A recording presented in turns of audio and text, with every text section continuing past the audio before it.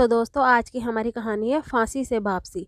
एक बार की बात है, अकबर और उनकी रानी ने कहा कि आप अकेले अपने दरबार में बीरबल की तारीफ करते हैं। मानसिंह जो कि मेरा भाई है वह भी तो उतना ही बुद्धिमान है, लेकिन आप उसकी इतनी तारीफ नहीं करते। अकबर ने कहा कि मानसिंह भी होशियार है, लेकिन बीरबल सभी वजीर में से सबसे ज़्यादा बुद्धिमान है। रानी ने कहा, आप एक बार मानसिंह को मौका देकर तो देखिए। अकबर ने कहा, ठीक है, मैं दोनों की एक परीक्षा ले लेता हूँ, तुम देख लेना। इसमें बीरबल साबित कर देंगे कि वही सबसे बुद्धिमान वजीर हैं।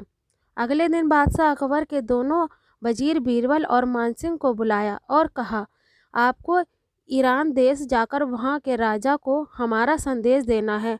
वह हमारे सबसे अच्छे मित्र हैं, इसलिए हम अपने सबसे अच्छे वजीर को वहाँ भेज रहे हैं। दोनों अकबर का संदेश लेकर ईरान के लिए रवाना हो गए।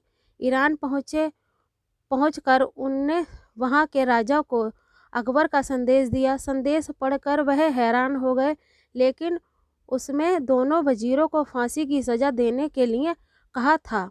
राजा ने अपने वजीर से इस बारे में चर्चा की। वजीर से बोला, शायद ये दोनों वहाँ पर बहुत प्रसिद्ध हो इसलिए अकबर ने इनको यहाँ फांसी नहीं दी। राजा ने भी सोचा शायद ऐसा ही हो, इसलिए अकबर ने हमें यह संदेश भेजा है। ईरान के राजा ने बीरबल को मानसिंह को बंदी बनाकर कल सुबह फांसी देने को बोला। मानसिंह यह सुनकर बहुत दुखी हो गया और फांसी की न देने के लिए गुजारिश करने लगा, लेकिन सैनिक दोनों को बंदी बनाकर जेल में ले गए। जेल में जाकर भी मानसिंह बहुत दुखी था। उसने बीरबल को बोला, हमको कल सुबह फांसी होने वाली है और तुम शांत बैठे हो, और दरबार में भी तुमने ईरान के राजा से कोई फरियाद नहीं की। बीरबल बोला, तुम शांत हो जाओ, कल हमें फांसी नहीं होगी। मैं एक तरकीब बताता हूँ। अगली सुबह सैनिक दोनों को फांसी देने के लिए ले गए। फांसी की जगह पर जाकर दोनों आपस में लड़ने लगे। पहले मैं फांसी पर चढ़ूँगा कहकर राजा ने कहा, तुम दोनों पागल हो क्या? तुम जल्दी मरने के लिए क्यों लड़ रहे हो? तब बीरबल ने कहा कि हमारे धर्म गुरु ने कहा है कि आज जो पहले फांसी पर चढ़ेगा वो अगले जन्म में राजा बनेगा, और जो उसके बाद फांसी पर चढ़ेगा वह प्रधानमंत्री बनेगा। हमारे धर्म गुरु कभी गलत नहीं होते।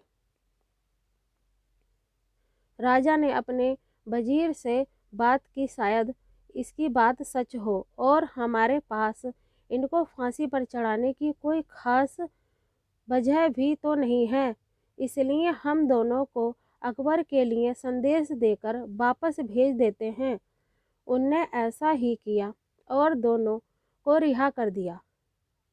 अकबर के पास पहुंचकर मानसिंह ने ऐसा कहने की जगह पूछी कि अकबर ने बोला, मैं तुम दोनों की परीक्षा ले रहा था, लेकिन तुम यह बताओ, तुम दोनों वहाँ से रिहा कैसे हो गए? मानसिंह ने कहा, बीरबल की बुद्धिमानी की वजह से हमारी जान बच गई।